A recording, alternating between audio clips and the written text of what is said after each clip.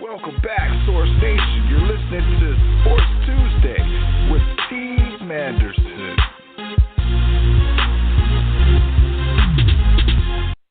Welcome back to Sports Tuesday. I am Steve Manderson.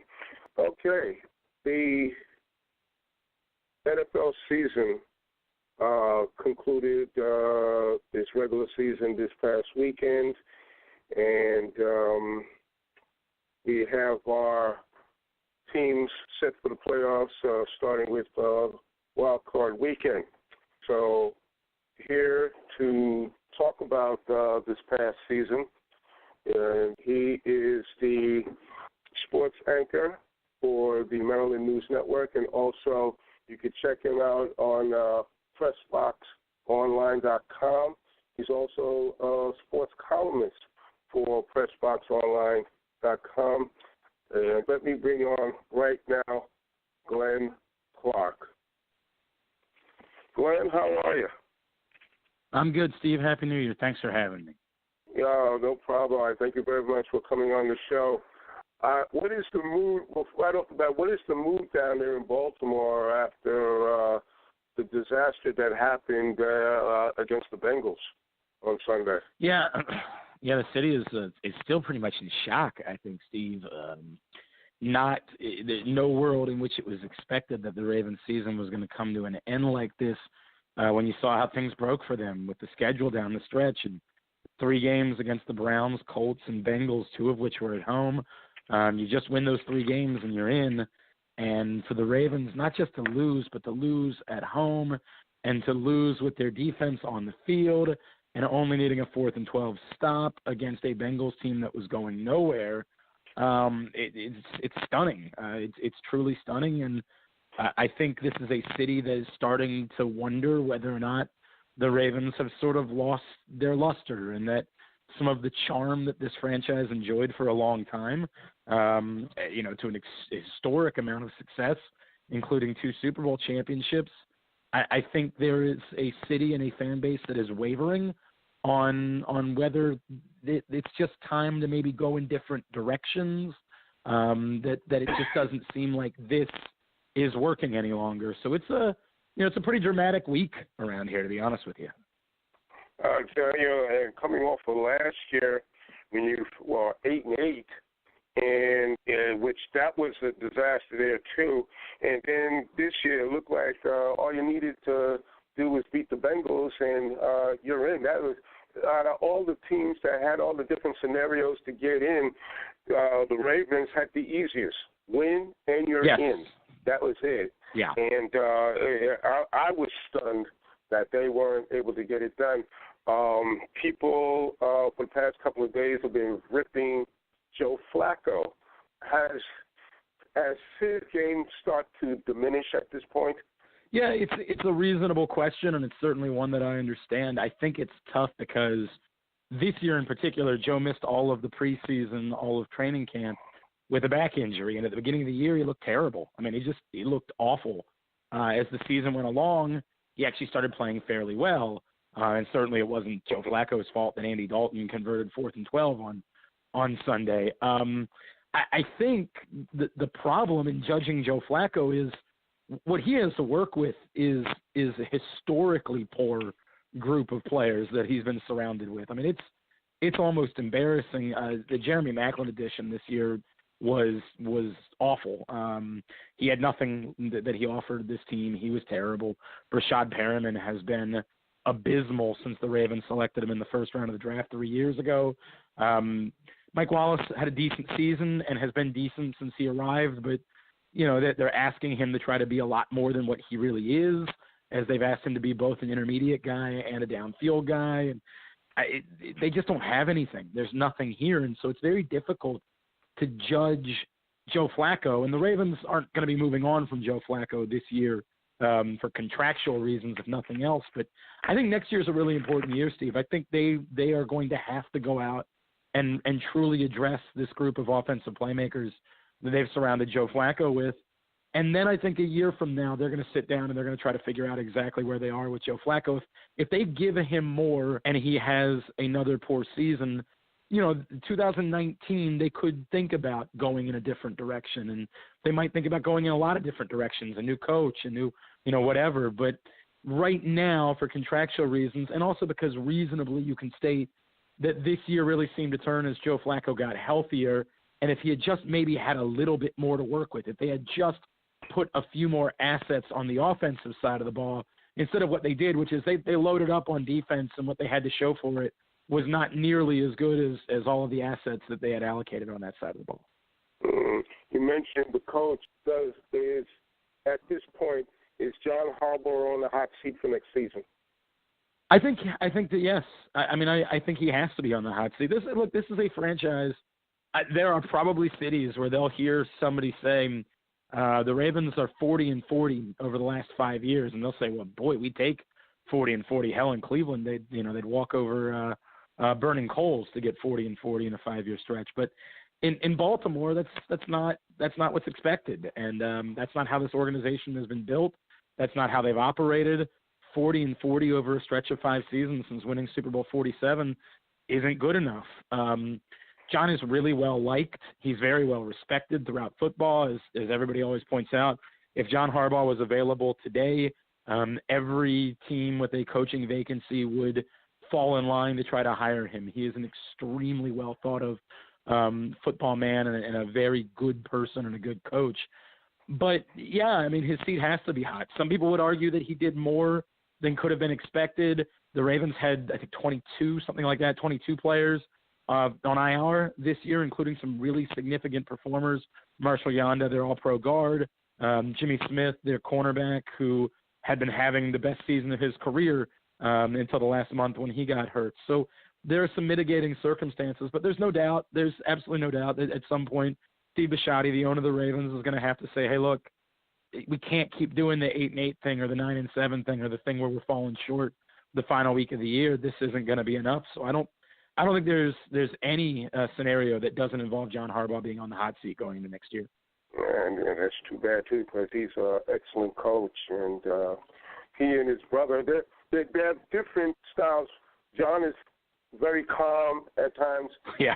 Jim is just a wacko. But, yeah. Two excellent coaches, but different mindsets. So, but let me start with the AFC. Buffalo making the playoffs for the first time in 18 years. Did this surprise you? It surprised you only because it appeared as though the Bills were completely uninterested in trying to get to the playoffs this year, Steve. The things that they did, trading away Marcel Darius, trading away Sammy Watkins, the personnel moves they made, and obviously the insane decision to try to play Nathan Peterman in the middle of the year and benching Tyrod Taylor, which is, in a way, you almost hate the fact that the Bills are going to the playoffs because they kind of deserve to be punished for making such just a bonkers, asinine decision like that. That all being said, look, Tyrod Taylor, obviously we got to know Tyrod in Baltimore for a few years before we ended up in Buffalo. Tyrod is a salt-of-the-earth, great human being. He is a guy that was humble, that was happy to sit back and learn. He shows a great amount of deference to Joe Flacco and what he learned being around him for a few years. There are few people that I would root for more as people go than Tyrod Taylor. I'm thrilled for Tyrod and the success that he's had and continuing to prove people wrong. It seems like this is a league that doesn't want Tyrod Taylor to be a successful quarterback, and I couldn't be happier for him that he gets more opportunities, because I'm telling you, there are few guys that are more likable that we are around here than Tyrod Taylor. Well, I tell you though, after playing in that awful snowstorm about 3 weeks ago or so, 8-inch snow and stuff, for them to make the playoffs, that's kind of a reward in itself. I have never seen a game like that in so long. Unbelievable. Yeah, pure whiteout. I mean, it's something that doesn't happen more often in Buffalo. I can only imagine what it'd be like if they were playing a playoff game in Buffalo right now. But look, it's the fan base that very much deserves it. They stuck with some miserable teams. It's a great story. It's hard not to feel good for them, and it's also obviously awesome what their fans have done in raising thousands of dollars for the Andy Dalton Foundation, man. Like, it's sports are really insignificant, but that's a really, really, really super cool thing that the Buffalo Bills fans have done this week as a thank you. Right. And that's it's just that type of thing we can't talk about enough. True. That is true. Now, out of the AFC South, two teams that in years past hasn't done anything. You got the Jaguars winning the division, and you have Tennessee with one of the wild card spots. Jacksonville, major surprise, but in my opinion, not really, because once Tom Coughlin came back to Jacksonville and was now the vice president of football operations, I said from the very beginning, you're going to see a major improvement in the organization, whereas he's going to, with his disciplined style, you're going to see a change in culture with the organization, and he did it. They went from 3-13 last year to 10-6 this year with a quarterback like Blake Bortles, who a lot of people feel has been a major bust since he came into the NFL, and really the defense has carried Jacksonville all year, had one of the top defenses in the NFL, and actually has pretty much at times bailed Bortles out, although over the last 3 weeks or so, Bortles has played better. But come playoff time now, it remains to be seen how Bortles will perform in come playoff time. Right. No question. It's absolutely I think the Jaguars are a team that people want to buy in on, but you're just stuck on but do I really think that Blake Bortles can beat a good team? Do I really believe that Blake Bortles could go to Pittsburgh and beat the Steelers in the postseason? And that's it's tough to jump on board with that. Look, the Jaguars did what the Ravens wanted to do, which is they wanted to build a franchise on the defensive side of the ball. And they made easily the two most underappreciated moves of the offseason, and going and getting Calais Campbell, who was a monster, and going and getting A.J. Boye, who's just been unbelievable for them. You love their defense. Yannick Ngakoue is a Maryland kid, great player. I don't think anybody realized how good he was because he was playing at a place like Maryland. Double-digit sack guy and a guy that looks like is going to be a monster for years to come for the Jaguars. Really, really good. And then I think Leonard Fournette's the other part of that story that you can't overlook, because Leonard Fournette is such a special type of back that I think that makes up for some of the deficiencies with the Ravens. True. Now, Tennessee making the playoffs with Mariota having a subpar year, that's amazing in itself. And you're going to see in these wild cards, you're going to, especially coming out of the AFC, you're going to subpar quarterbacks going to be playing pretty much for the first time. And Mariota did not have a good year, and somehow Tennessee wound up making the playoffs, and that's amazing in itself. Yeah, Steve, I don't know what I think of this Tennessee team. I got to be honest with you. They did not inspire me down the stretch. I totally agree. They're there, and they did enough. And look, going back to the middle of the year when they beat the Ravens, that obviously means a lot. Boy, they are tough to figure out. They don't want to throw the ball a whole lot, but their defense isn't great. They're just sort of good. They're good enough, right? They're good enough in a conference that's mediocre that they were able to get in. I don't know that I fully buy in on the Titans as being a team that's capable of doing anything. No. And last year they finished at 9-7. This year, same record, only this time they get in. So that's a go figure. Go figure. The team I really feel bad for is the Houston Texans, and their expectations were kind of high. And the main problem was their quarterback problem. But once they put Deshaun Watson at quarterback, things were going very well. He was clicking until tearing the ACL, and then coupled with J.J. Watt breaking his leg early in the season, you had your top player on offense and your top player on defense out, and it spelled disaster. It was downhill ever since. Correct. I genuinely believe, Steve, that the Texans will be a very trendy Super Bowl pick in the preseason next year. As you mentioned, Deshaun Watson looked like a rock star. I mean, looked like the Beatles when he was on the field. I mean, he just looked like $1 million. There is so much to like when it comes to Deshaun Watson. If he's healthy, you mentioned J.J. Watt. They also lost Whitney Merciless this year. If you add all of that to a team, now they lose their first-round pick, obviously, because they acquired Watson, but you just get that back on a team that already has DeAndre Hopkins, who is one of the 5 best receivers in all of football, and Jadeveon Clowney, who's unbelievable as well. If they're healthy a year from now, I think we're all going to be falling all over ourselves to look at the Texans as a Super Bowl caliber team. Could be. I mean, the fans down in Houston's been waiting a long time for this, and I thought this year could have been their year, but we'll see what happens next year. I'm more concerned about J.J. Watt and his health. Here's a guy that's 290 pounds or so, and the back surgery last year, and then the broken leg this year. For a guy his size, he's becoming very brittle. And I don't think he'll have his career right now. With each major injury, it cuts some years off his career. And I don't disagree with tremendous power. I don't know that they need him to be, and this is what I think makes the Texans interesting.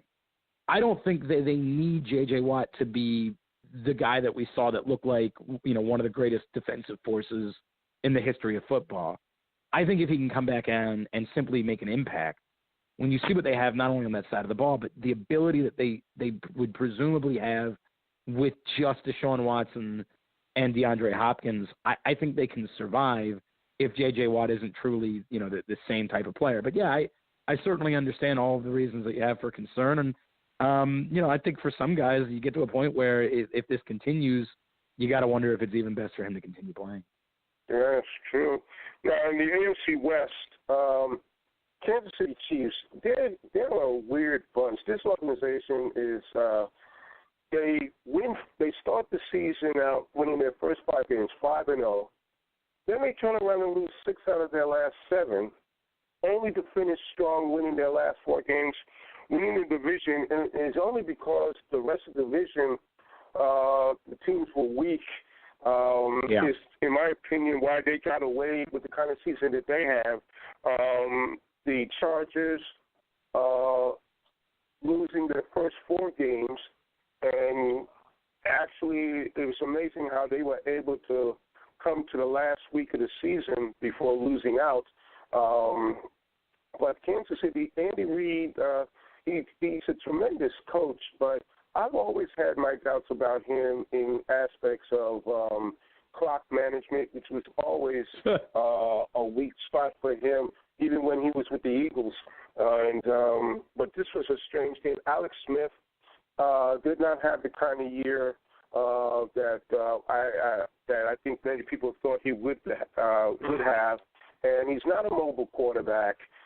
He's a fundamentalist. Doesn't turn the ball over a lot, but at this point, I think I've seen enough of him at quarterback, so I think maybe there should be a change. Well, I wouldn't be surprised at all if Pat Mahomes is the guy, although Alex Smith's cap number next year makes it really difficult either to release him or to trade him. But I wouldn't be surprised. Look, you don't draft a guy in the first round like Pat Mahomes to have him sitting around and not playing. This year it was just a bizarre circumstance, right? Alex Smith played well enough at the beginning of the year that they just never went to Mahomes, and maybe one more loss during that stretch, and it would have been time for them to turn things over to Pat Mahomes. But they ended up righting the ship. I hear everything you're saying, Steve. I'll say this at the end of the day. They had a 4,000-yard passer.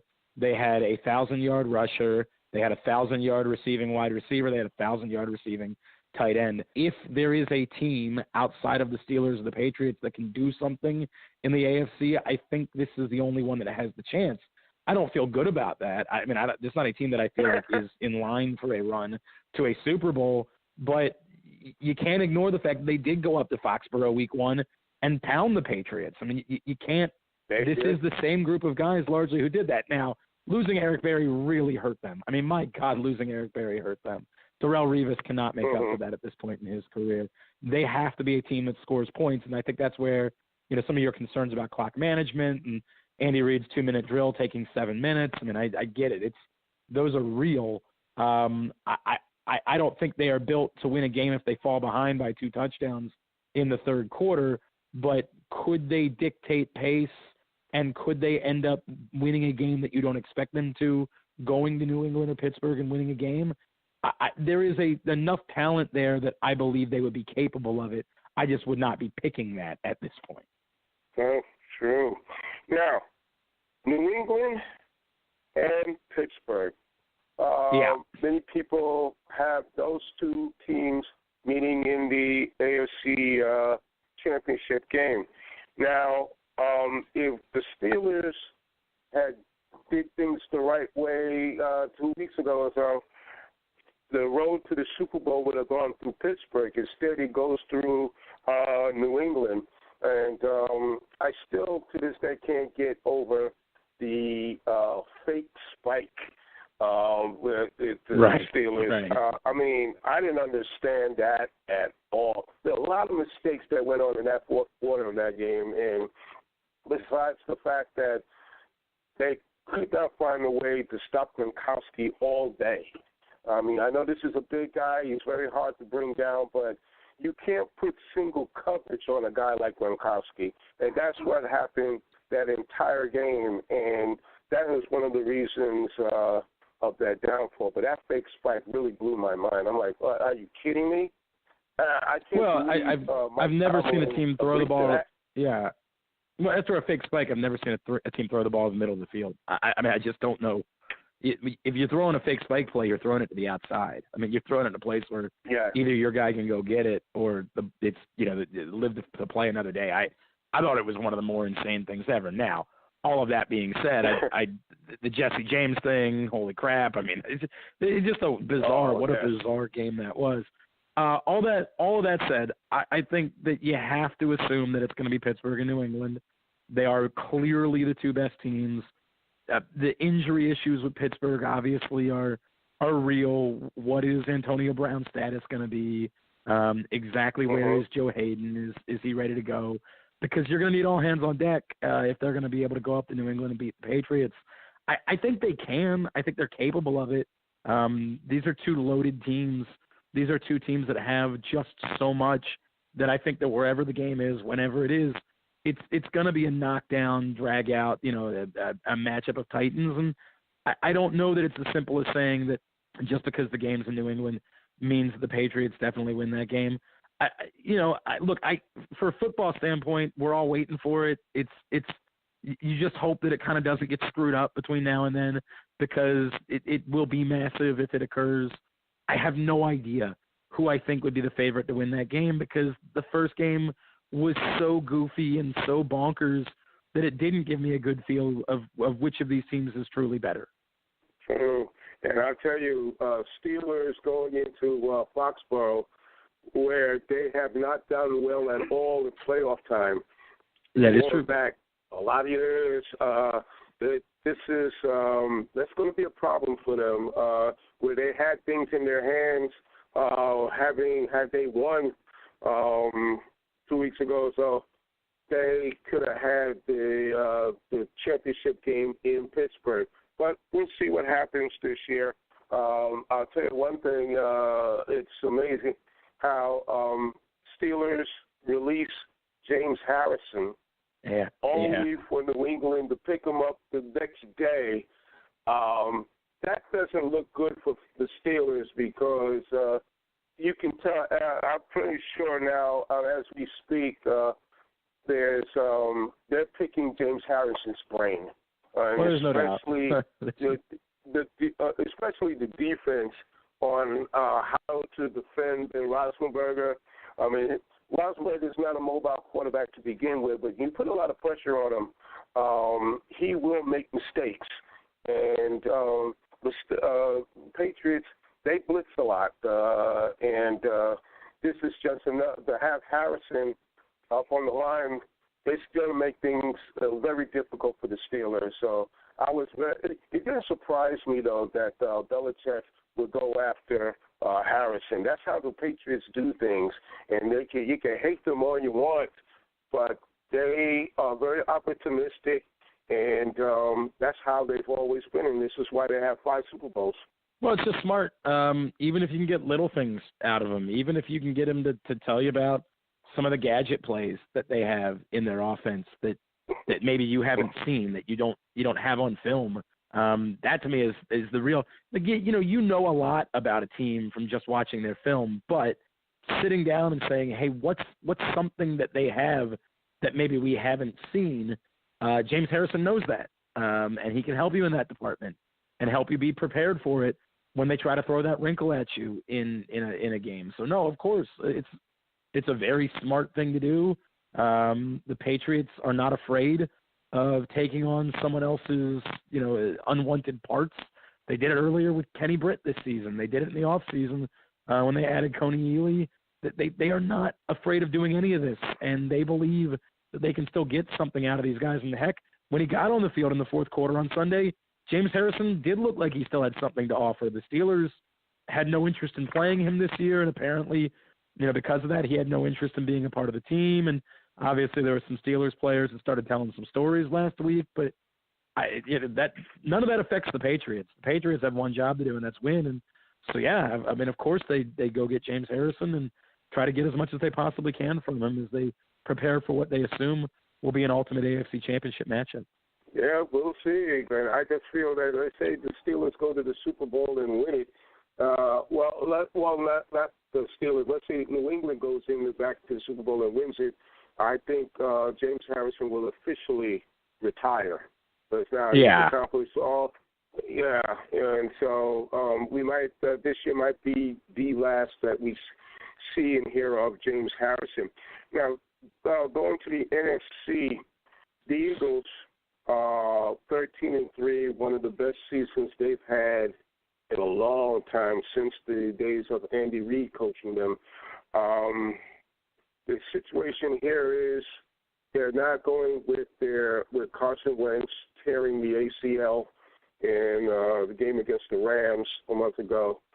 They're resting on Nick Foles to get the job done. Now, he's a capable quarterback, been in the league a long time, but playoff-wise, he doesn't have that playoff experience. And it remains to be seen now what the Eagles will do. They got the bye week off, so they have plenty of time to prepare. But this is a team that they're good on both sides of the ball, on the offensive side and defensively. But you're going with Nick Foles, who's their backup. Yeah. That could be a problem as they move on, especially that division game will be the test right off the bat, and especially if they play the Rams. That's going to be tough. No doubt. No doubt, Steve. Look, the way that they played against the Raiders really left with me a feeling of it's just not happening for them this year. And I know they got stunning. I think that a lot of people expected that after Carson Wentz got hurt. It's certainly a bummer for everybody in Philadelphia because they looked so good when Carson Wentz was healthy that you did start to wonder if this might not be finally their year and their chance to break through and win their first Super Bowl. But no, it's just not. Barring seeing something completely different, as you mentioned, coming out of this bye, I struggle with the notion of them being a team that's capable of beating one of these other power teams in the NFC, as you mentioned, the Rams, who just look amazing down the stretch. I just don't see it with Nick Foles. And you're right, their defense is very good. They're clearly going to try to run the ball. They've got 100 running backs. That's what they want to do. But ultimately, I think these games, especially like a team like the Rams, who is capable of scoring 30 points against any defense, you're going to need to score a lot. And I don't know that Nick Foles is the guy that's going to be able to do that. Yeah, true. And offensively, it's a thing where, like the last 2 weeks, they have not done well offensively, and that could be a problem going into the playoffs because we all know defense wins championships. Defense wins games in the playoffs, and if they're having problems getting their offense going now, they're going to have to get it started again real quickly. So we'll see. The disappointment this year for me is the Dallas Cowboys. With their problems last year, 13-3, winning the division, and I just knew that they were going to make this go to the Super Bowl last year, but they ran into a Packer team that came into Dallas and was a buzzsaw for them. This year, the issues with Zeke Elliott, the suspension, in my opinion, the suspension should have came at the beginning of the season. Let him miss the first 6 games, and even then, with him not playing the first 6 games, you're looking at most likely maybe 3-3 in that 6-year absence. When he comes back for the remaining 10 games, you're looking at maybe 8-2 or 7-3, and a real good shot of going back to the playoffs. For Jerry Jones to keep putting it off, having his lawyers put it off, it was a big mistake. By the time Zeke Elliott came back in Christmas Eve, I pretty much thought it was too late. Zeke Elliott really did not play well in that game against Seattle, and what it did in Zeke Elliott's absence is it exposed Dak Prescott in terms of putting a lot of pressure on him, and we saw what he did in that game against Seattle, and it was disastrous. Agreed on all accounts. I think that you have to additionally throw in the injury to Tyron Smith. Really hurt them, and I don't know that people. I think that a lot of times you just say, hey, the Cowboys' offensive line is really good, and I think that in doing that, you're not fully appreciating how truly great Tyron Smith is. I mean, he is an absolute monster, and I thought that really, at that time, hurt them, if not as much, then maybe even more than not having Ezekiel Elliott. Look, Ezekiel Elliott's a hell of a back. He's a game changer, and I'm with you. The suspension probably would have been better for them to get it out of the way at the beginning of the season and then allow him to get going once he came back. It seemed like having it loom over him was also difficult, that he had to disappear during the week and go up to New York for hearings and all of those things that sort of weighed, and then all the questions that came along with it, the preparing for a game thinking you're not going to have Ezekiel Elliott, and then suddenly you've got Ezekiel Elliott. I just think all of it really hurt that football team.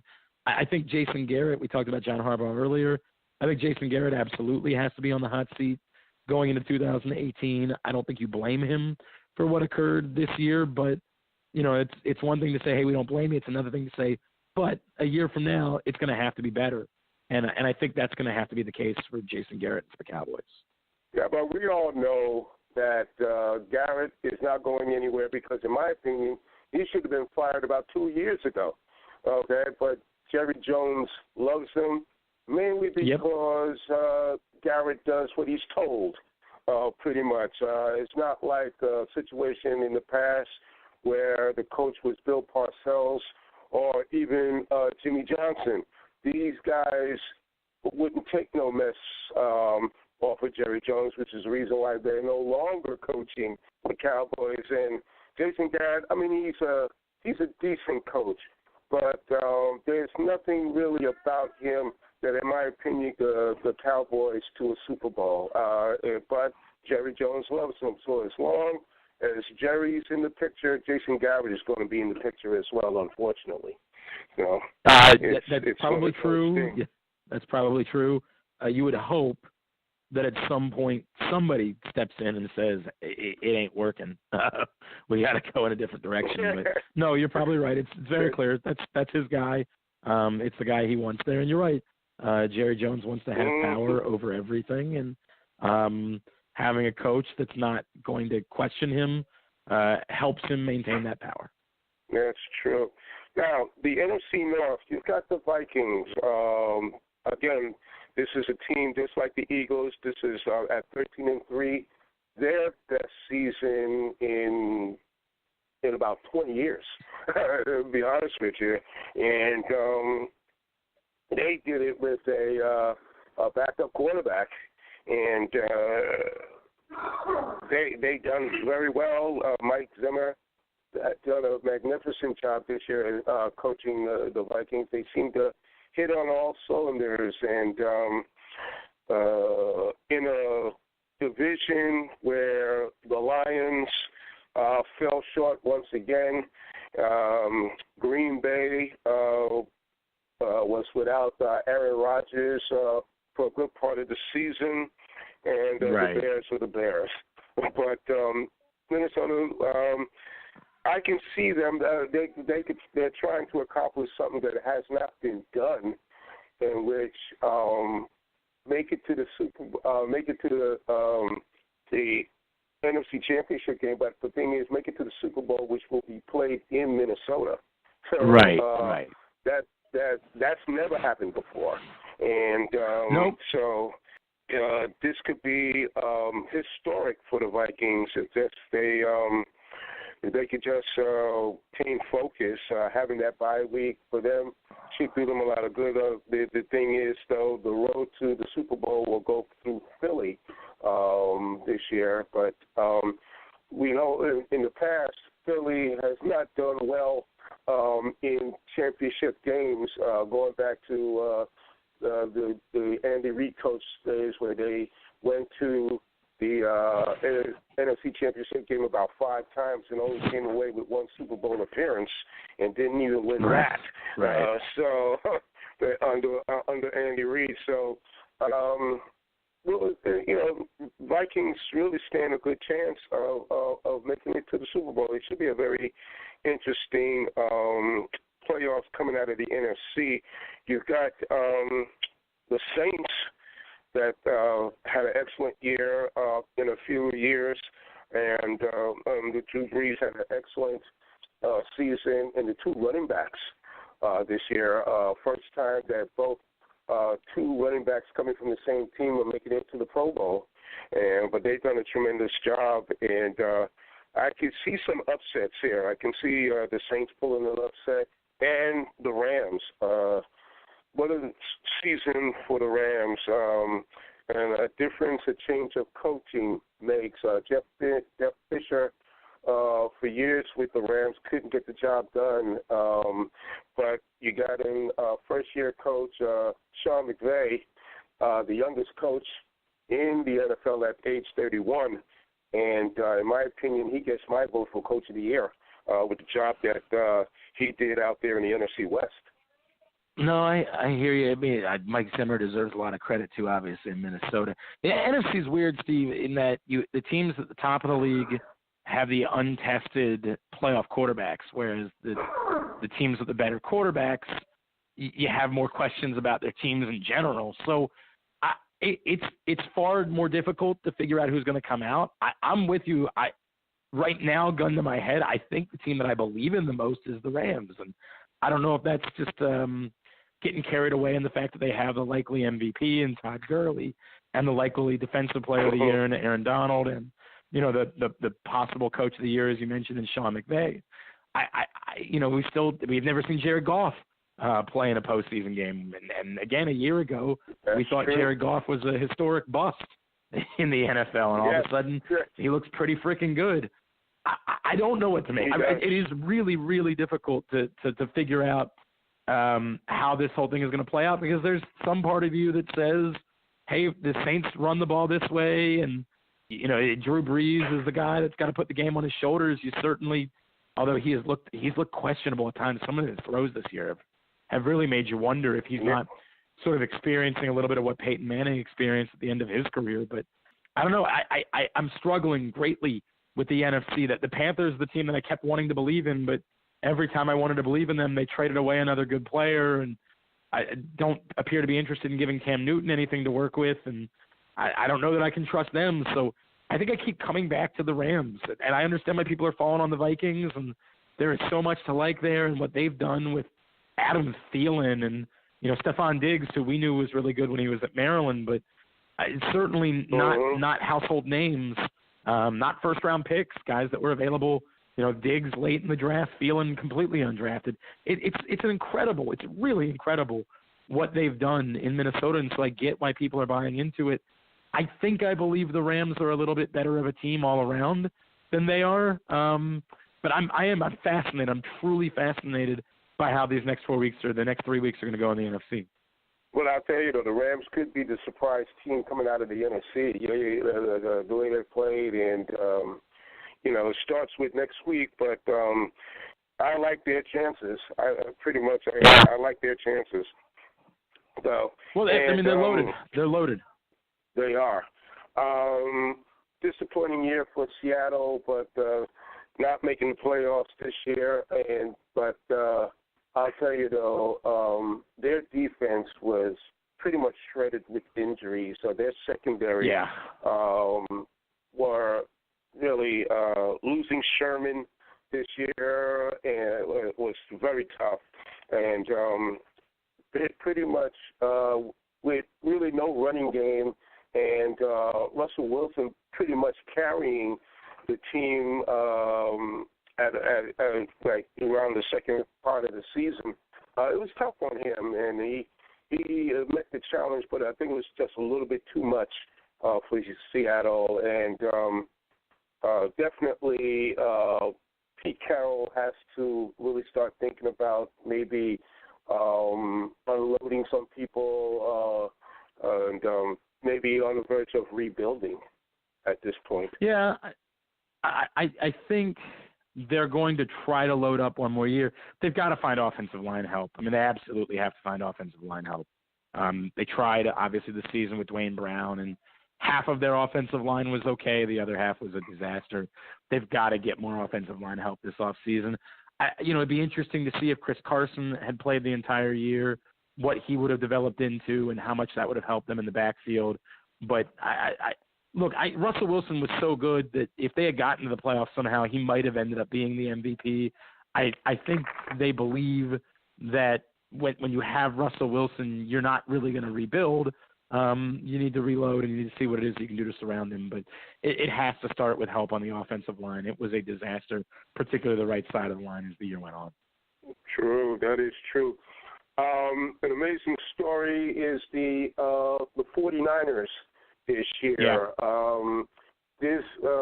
I think that they started the season 0-9, and my Giants gave them their first win.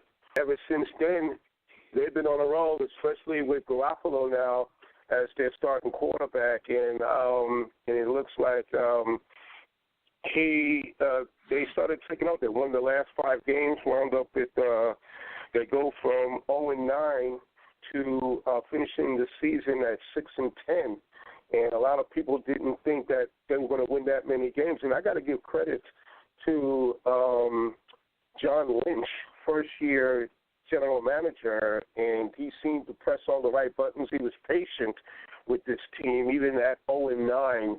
And the finish, a lot of times the old saying is it's not how you start, but how you finish. And they finished on a high note, and it sets the standard for next season, and especially with the draft picks that they'll have. This will be a much improved team for years to come, especially with Garoppolo at quarterback. And a lot of people criticized the Patriots for letting him go, but the bottom line is they can't count on Tom Brady to retire anytime soon. So they have to make and they got draft picks for him, so it wasn't at all bad. But Garoppolo had to blossom. He had to, like I say, set him free, as they say, and he did a great job, great finish to the season, and now he could unbelievable. set the offense around him. He could set the offense around him now, and so it was great. So I tell you, in terms of the executive of the year, Lynch should get some high votes, and also Tom Coughlin should get some high votes for Executive of the Year. Personally, I'd give it to Coughlin for the major turnaround that he did for that team. But John Lynch definitely is going to get his share of votes as well.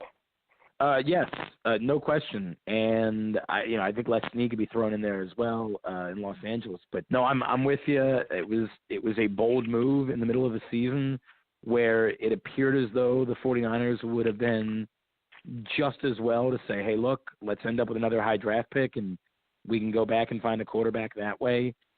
They thought that Garoppolo was the guy. And it was a bold decision to go out for a guy that was a pending free agent.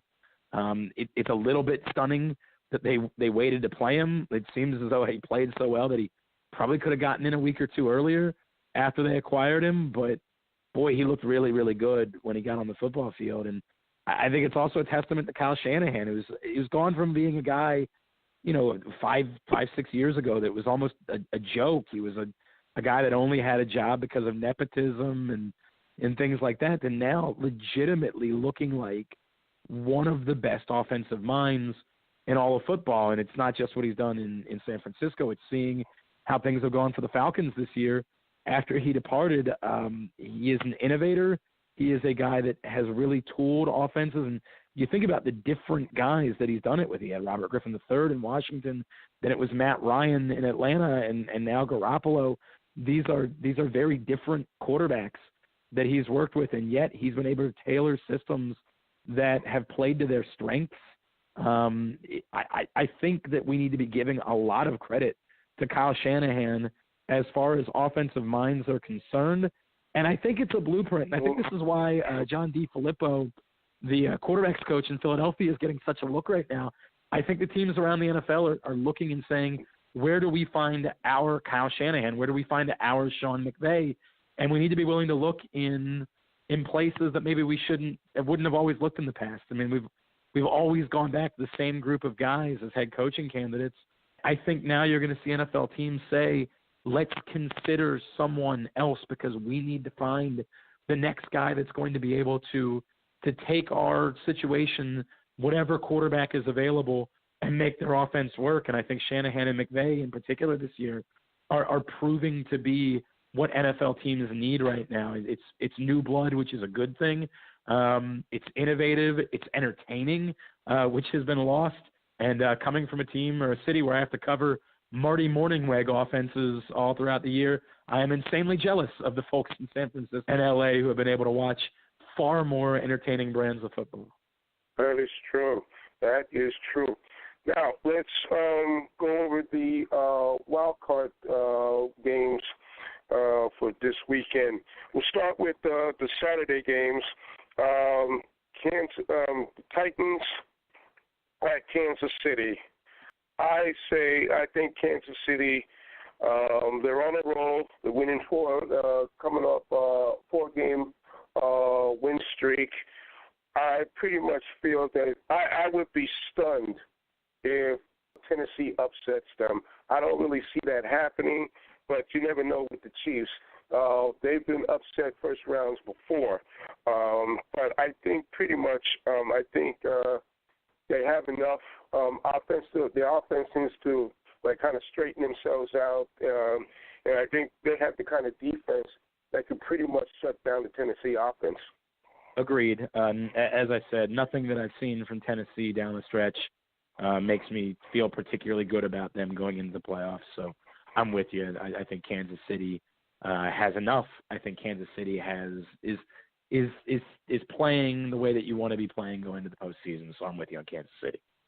Okay. The second game on Saturday, and this is going to be very interesting. Falcons at L.A. to play the Rams. Pretty much the out of all the teams in the NFC that are in the playoffs, the Falcons are the only returning team from last year. Obviously, playing in the Super Bowl and blowing a the 3 lead right. to New England, I think, and I have a feeling they have not recovered from that. And I think that'll stay with that. That is about as bad as a loss as you're going to get in the Super Bowl. Ranked right up there with Seattle. Pete Carroll calling that awful pass play on the 1-yard line. Yeah. He had Marshawn Lynch there to just run it in. I don't think Seattle will ever forget that either. But Atlanta has a chance to try to get back to the Super Bowl, but they're going to have to go through L.A. This might be the best game, the most interesting game of the weekend. You're talking about Matt Ryan going up against Goff. Goff playing in his very first playoffs. I don't know how poised he's going to be, offensively. Matt Ryan, the veteran. This could be an upset here as far as Atlanta, the 6th seed playing the Rams at 3. The fact that the Rams are playing in L.A., that might be their advantage, but still, the Falcons do pretty good on the road as well. I'm going to go with I would say I'm going to go with the Rams. I think they have enough. I'm with you, Steve. I'm in agreement on that. Mm-hmm. I get that it's Matt Ryan and it's Julio Jones and it's an Atlanta team that's been there, but I think we've seen in the last couple of years, particularly in the postseason, they've been a far different team indoors than they have been when they've had to go elsewhere. And they've been too inconsistent this season for me to buy into them now, whereas I think the Rams have played the type of football that you want a team to be playing going into the playoffs to feel good about their chances. So Todd Gurley's a stud. They're getting 250 total yards a game out of him. There's no reason to think that philosophy changes. There's no reason to think that the Falcons are ready to slow that down. That's true. That is true. Now, for Sunday, the first game on Sunday, it's, to me, the weakest out of all 4 games. You have Buffalo playing Jacksonville. 2 teams that haven't been to the playoffs. The Bills haven't been there in 18 seasons, and Jacksonville pretty much the same thing. They haven't been to the playoffs in about 15 years or so. So this might be, as I said, this looks like the weakest of the all 4 games. But I'm going to go with Jacksonville based on, I think their defense is going to win the game for them against Buffalo's offense. I think that their defense is good enough to keep them in the game for 4 quarters, and especially if Bortles has a hard time getting himself straightened out offensively. So I'm going to go with agreed. Wholly. This one. Yeah. Wholly agreed, Steve.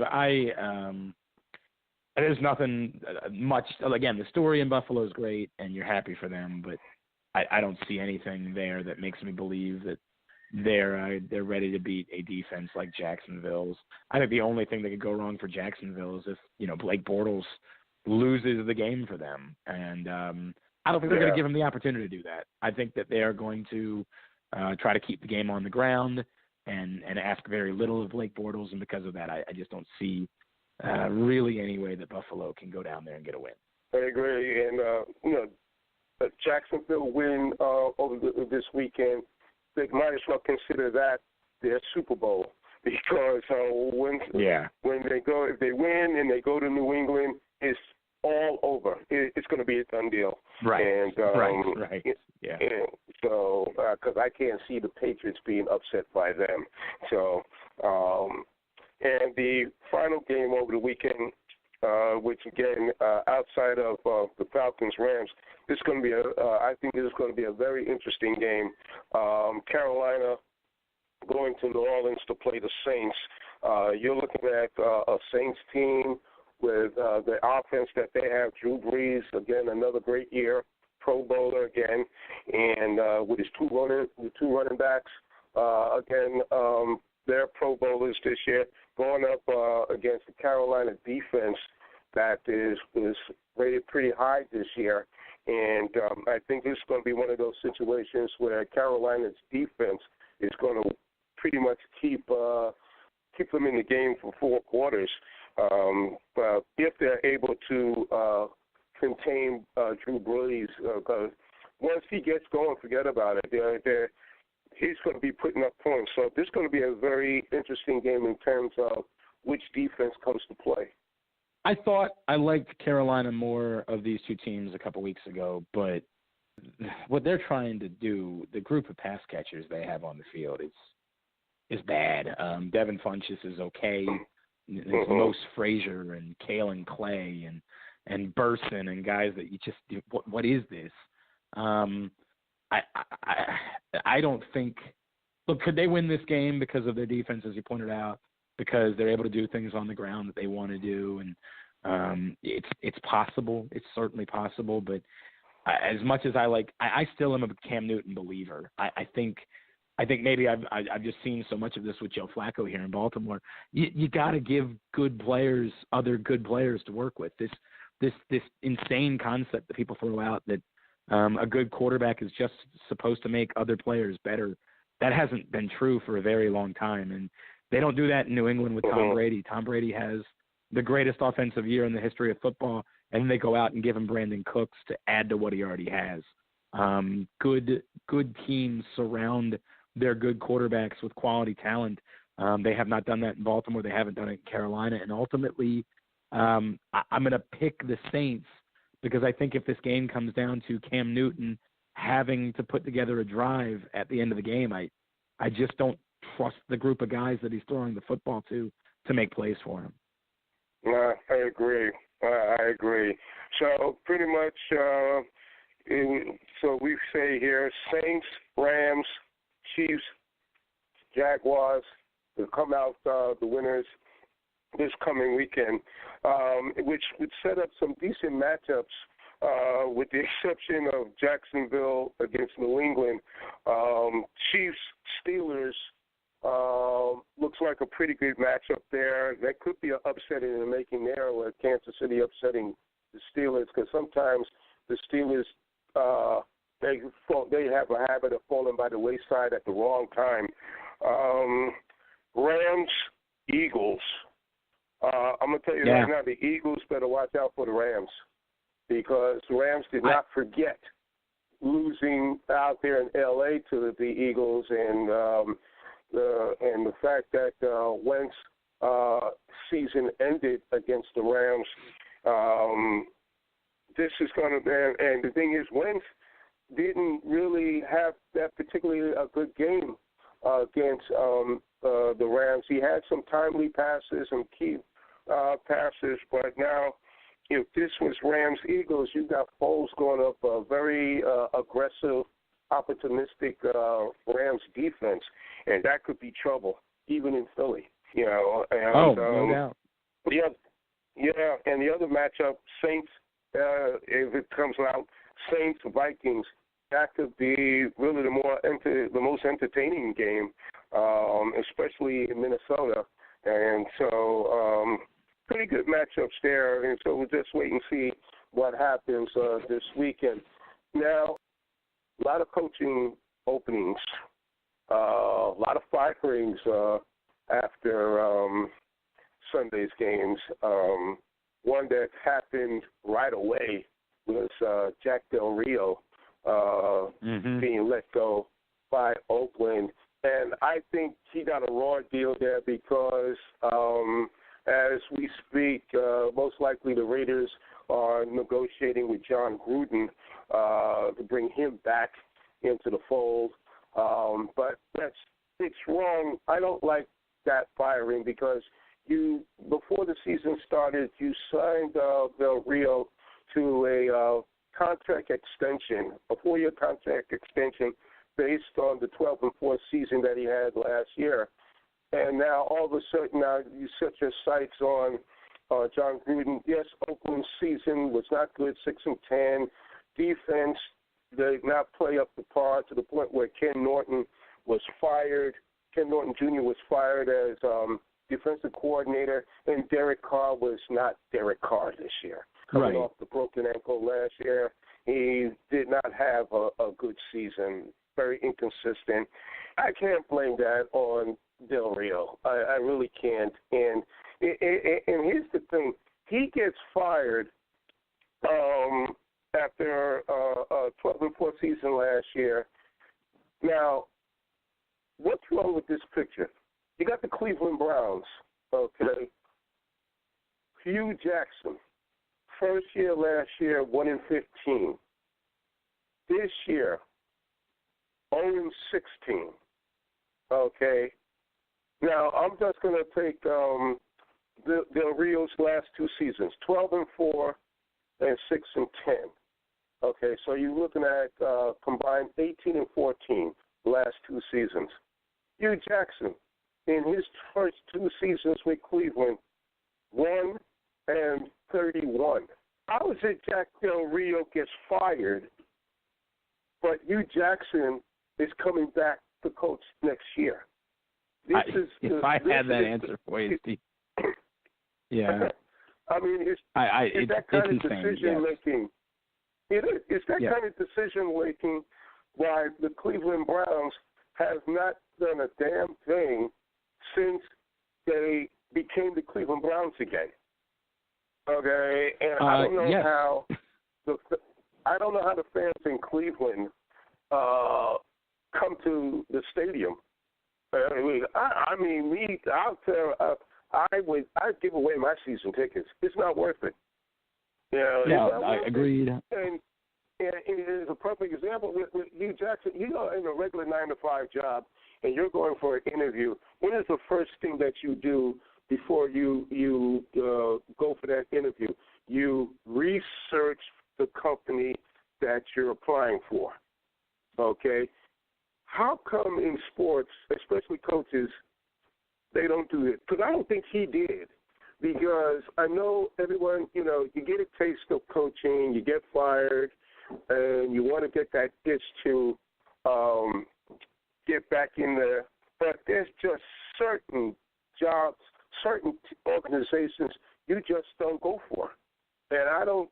And it's not like Hugh Jackson is a real credible coach. His best record as a coach was 8-8, and that was the final year that he was with Oakland, and they fired him after the 8-8 season.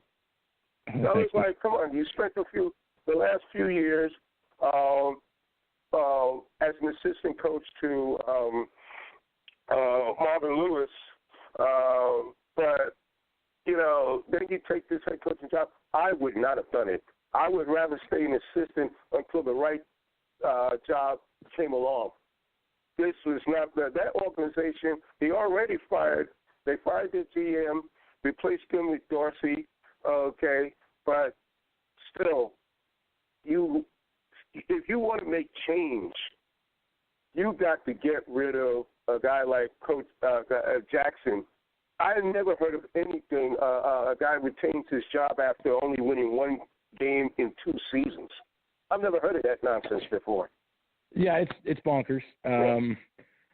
There's arguments that that you could say, hey, look, the Browns knew they weren't going to be any good, and they didn't want to be any good. That's part of the rebuilding plan, and they want the high draft picks again next year.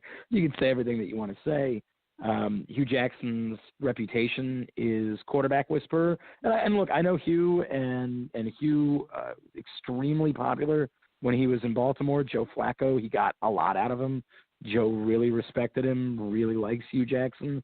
A lot of players have seemed to like Hugh Jackson in other stops, but yeah, ultimately I saw nothing from Deshaun Kaiser this season that made me think that Hugh Jackson was making him a better quarterback. And I know he was only a second-round pick, but it appears as though the Browns are going to be pretty happy to abandon ship with Kaiser this offseason and either try to go get A.J. McCarron again or draft another quarterback very high in the draft. So, I've seen nothing. It's insane that it's being forced upon Dorsey by Jimmy Haslam, who's done nothing that makes it seem like he's either a competent owner or really, frankly, a competent business person. So yeah, the whole situation is absolutely bonkers. And if I was in Cleveland, if I was a Browns fan, I'd be despondent. And it feels like somehow they go from one low to the next low, and it's just absolutely incredible that it somehow manages to keep getting worse. It is, and it's not going to get any better. I'm telling you, as long as Hugh Jackson is there, and they have had a quarterback dilemma for over the past 10 years or so. They cannot keep a quarterback, and it's just totally amazing. Jim Caldwell fired from the Detroit Lions.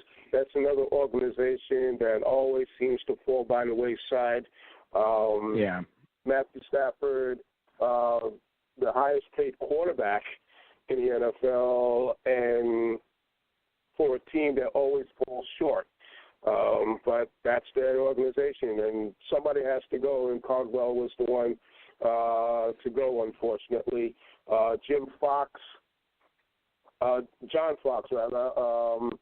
fired from the Bears. Chicago. But you know what, though?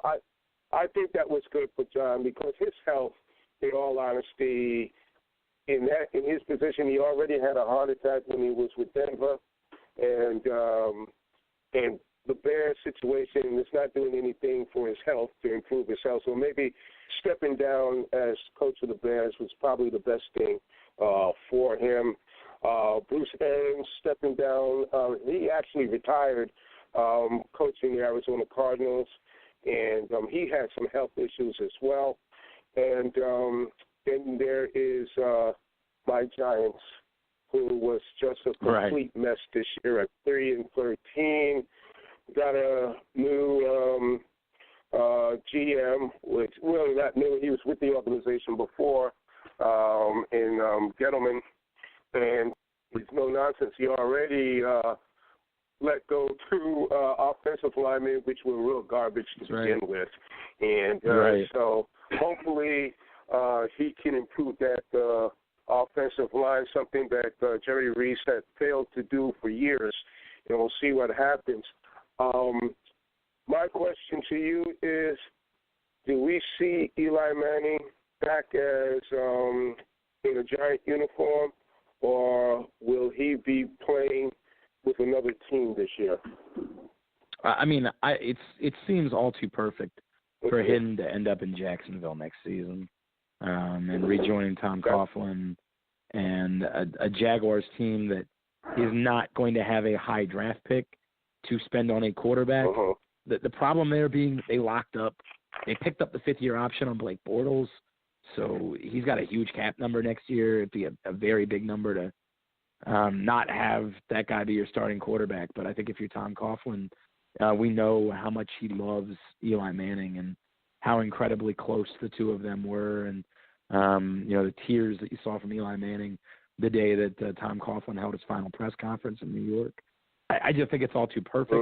I think it makes all too much sense for it to somehow work out. The only question is the monetary aspect of it, because it's two quarterbacks in Manning and Bortles that both have big cap numbers. And so the question becomes, what can you do in one of those situations? Because I don't think you can have both of those numbers on your cap next year. But it just seems as though somehow, some way, that's how this all ends up with Eli Manning in Jacksonville. And who do you see coaching the Giants next season? There's been talk about the Eagles' defensive coordinator, Jim Schwartz. Yeah. And he's coached before with the Lions. Not exactly did a really good job there, but some people feel that being that he's has an excellent defensive mind, that he could really turn around that Giant defense that, strangely enough, last year was ranked in the top 5 in the NFL, to this year being a joke. They're pretty much near the bottom again like it was before. So, and there's talent there, but Ben McAdoo, the coach that was fired toward the end of the season, pretty much lost control of the team in general, and it's unfortunate how the Giants had so much hope of most likely not only going to the playoffs but going to the Super Bowl. Yet on the other end of the spectrum, the Jets, who were considered to be like 0-16 or 1-15, wound up winning 5 games and extended the contract of Todd Bowles. Right, Todd Bowles, yeah. A lot of people here, a lot of people in New York, especially Jet fans, cannot stand him. And listen, it's done what it's done. What they need is a quarterback, and that's the thing. So with the Jets picking 6th in the draft, Giants picking 2nd, it may a lot of the quarterback crop in coming out of the draft, it looks very, very good. So we'll see. Maybe even Cleveland will get something. Although who knows? That's a curse. Yeah, I'll bet against it. Right? Yeah, I'll bet they screw it up. It is a curse. So, but yeah. On that note, Glenn, we're out of time, but this was fantastic, man. It was a pleasure having you on the show. You know, you're welcome here on Sports Tuesday anytime. We'll definitely talk down the road, and well, Steve, we'll see how these playoffs work out and which team comes out of this good. So, all right, thank you very much. Appreciate you having me, and Happy New Year. Yeah, listen, let everybody know where they can find you. I know you're doing sure. good work like PressBoxOnline.com. Yep, PressBoxOnline.com. I write there, and as well, if you go to PressBoxOnline.com/radio, that's the easiest way to find our show. Every day, Monday to Friday, 10 to noon Eastern is when we're on, and at Glenn Clark Radio on Twitter as well. I tell you, I've listened to your show, man. You're good. Well, I appreciate that, good. Steve. Thank you very much. All right. So listen, until next time, you know, I'll be listening to you, so you can take care, and God bless. Thanks so much. Really appreciate it. All right, now, take care. Nation, that's Glenn Clark. He's you can catch him. He's sports anchor at PressBoxOnline.com. He's also a sports columnist there. I've listened to his show. He is very good. And definitely, if you're listening to him tonight, he definitely has, he knows his football. And I look forward to having him on the show down the road. So it's good. And I tell you, it's breaking down the wild cards this weekend. And I'm saying I'm pretty, I'm going to tell you, watch out for the Rams. Watch out for the Rams. I'm telling you, they're going to be tough. I think they may make some noise playoffs. So the Eagles better watch out. I'll tell you, they better watch out. It's not going to be easy, and especially if they have to play the Rams in the divisional. The Rams did not forget what happened out in L.A. It was one of the more exciting games of the season, too. But we'll see how it goes. So I'm looking forward to this weekend as well. Well, that is it for me. I want to thank Glenn Clark. You can check him out on PressBoxOnline.com. He does radio there, and he also does. He's a sports columnist there, and he's good. And so that is it for me. My first show back for 2018. Again, Happy New Year to everybody, and hope 2018 is good for all of you. So until next week, as I always say, be good. Take care, everybody.